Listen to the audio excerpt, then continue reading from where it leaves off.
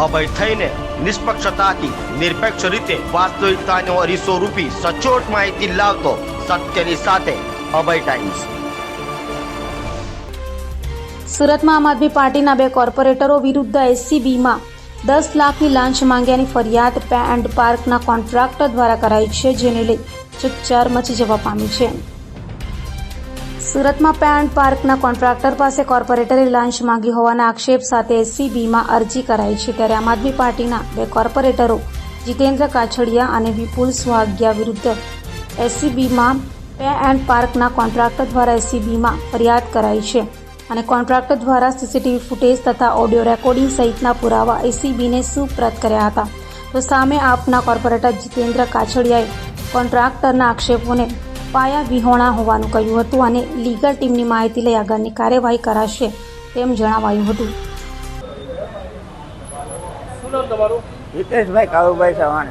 હિતેશભાઈ, શું આખી ઘટના બની હતી? કેમ તમારે એસીબીમાં ફરિયાદ કરવી પડી? અમારા અહીંયા એસએમસીનું પે એન્ડ પાર્ક ચલાવીએ છીએ અમે, અને પે એન્ડ પાર્કમાં વેજીટેબલ માર્કેટ છે એસએમસીનું। ત્યાં એસએમસી સબ્જી માર્કેટમાં અમારા માણસો દ્વારા કોઈ કરિયાણાનો સામાન મૂકેલો। આ બાબત પર આમ આદમી પાર્ટીના 2 કોર્પોરેટર આવેલા, જીતુભાઈ કાછડિયા અને વિપુલભાઈ સોહાગિયા। એને પાર્કિંગમાં રાઉન્ડ મારી, પછી વેજીટેબલ માર્કેટમાં રાઉન્ડ મારી કે આ સામાન તમે મૂકેલો છે।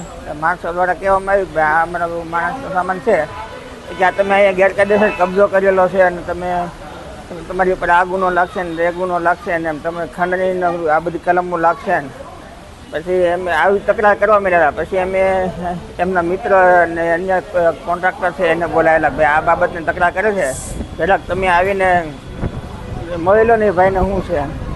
એ ભાઈ એને મળવા ગયા હતા, એને એવું કીધું કે ભાઈ કે પતાવટ માટે 11 લાખ રૂપિયા થશે। પતાવટ માટે પછી તો એ પાછા અમે પછી એમ કીધું 11 લાખ રૂપિયા થશે, એટલે આપણે ના પાડેલી। પછી પાછા બપોર પછી પાછા અધિકારીઓને બોલાવ્યા ઝોનમાંથી કે ભાઈ આ લોકોએ અહીંયા કબજો કર્યો છે ને આ છે ને તે છે ને। પછી પાછા ઓલા કોન્ટ્રાક્ટરને બોલાવ્યા, અન્ય કોન્ટ્રાક્ટરને, એને જે વાત કરેલી કે ભાઈ 11 લાખની। પછી અમે ત્રણેય એવું નક્કી કર્યું ભાઈ 10 લાખમાં આ બાબતે સમાધાન માટે નક્કી કરેલું। તો પછી તમે કેમ એસીબીમાં ફરિયાદ કરી?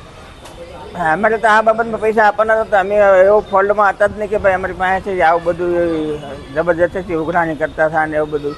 એટલે અમે માફી પત્રક અમારી પાસે લખાવી લીધેલો ઝોનના ઓફિસરે। તો કઈ જગ્યાએ ફરિયાદ કરી તમે? અમે ફરિયાદ કરી છે અમદાવાદમાં એસીબી ડાયરેક્ટર સાહેબ સાથે।